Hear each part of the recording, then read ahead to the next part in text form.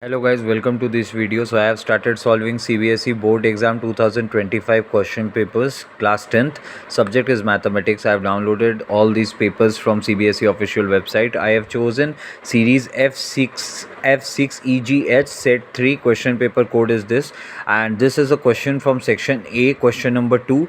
The question says that 3 coins are tossed together. The probability that at least one head comes up. Mind this line, at least one head comes up, because our solution will depend on this line.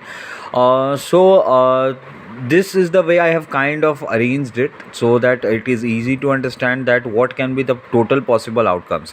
So for the first coin, suppose it is only two possible things, head or tails.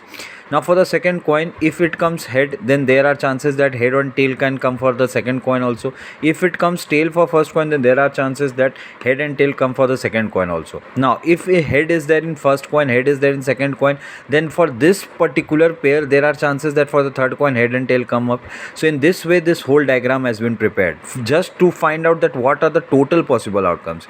So here I have written the total possible outcomes. How I have did it? H H H. So H H H, then HHT, then HHT, similarly HTH, then HTH, HTT. In this way I have drawn all the possible outcomes.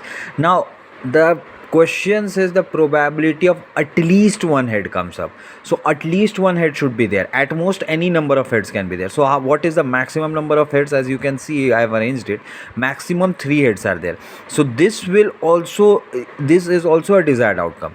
Only those are the desired outcomes where at least one head is there. Okay, so all the options are favorable except this. Here 0 heads are there. The condition of at least one head is not fulfilled. So total possible outcomes are 8. Favorable are 1 2 3 4 5 6 and 7. Not this one. So the final answer is 7/8. So the final answer for this question is 7/8. Thank you.